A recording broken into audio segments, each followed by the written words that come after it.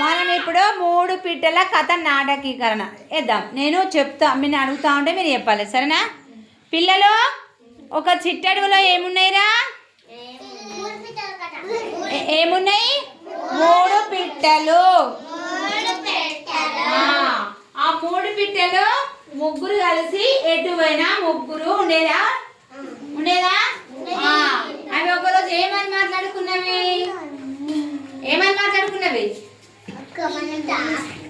మనకు గట్టి చెప్పాలి. మనకు ఇల్లు లేదు కదా, ఇల్లు కట్టుకుందామా అని మాట్లాడుకునే 3 పిట్టలు. మొదటి పిట్ట ఏమన్నది?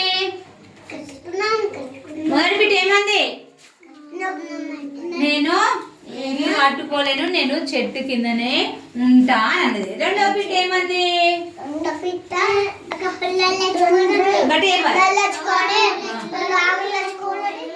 చిన్నగా డేరేసుకున్నది, గుడి చేసుకున్నది.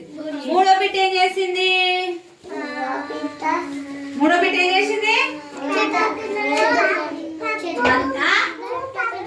ఏమేమి తెచ్చుకుంది?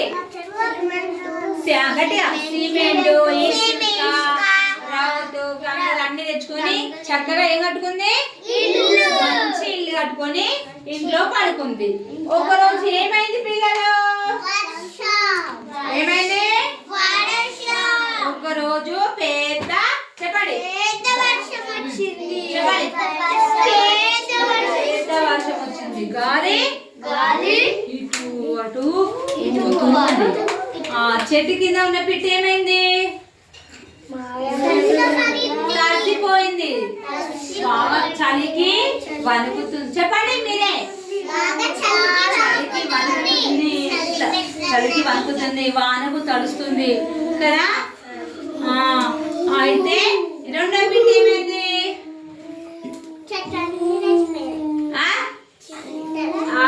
పుల్లలతోటి ఆకులతోటి కట్టుకుంది కాబట్టి గాలికి అది కూడా కూలిపోయింది. అప్పుడు రెండు కలిసి గజ గజ చలికి ఏమైతుంది? చలికి వణుకుతున్నాయి, వానకు తడుస్తున్నాయి. అవి రెండు కలిసి ఏడికి పోయినాయి? మూడో పిట్ట దగ్గర. గడి చెప్పండి. మూడో పిట్ట దగ్గర ఏమని అడుగుతున్నాయి? ఏమని అడిగినాయి?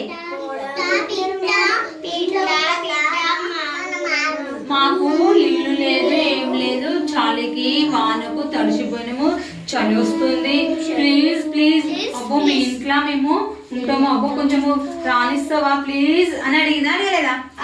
ఏమని అడిగింది?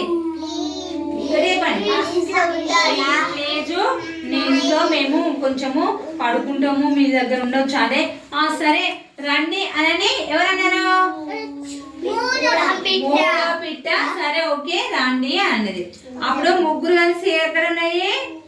ఇంట్లో ఉన్నాయి. చక్కగా హాయిగా నిద్రపోయినాయి, హాయిగా తిన్నాయి. చాలా వచ్చినా వాన వచ్చినా తడవకుండా ముగ్గురు మంచిగా కలిసి ఏం చేసారు? పడుకున్నారు. వేరే కూడా గడికి లేకపోతే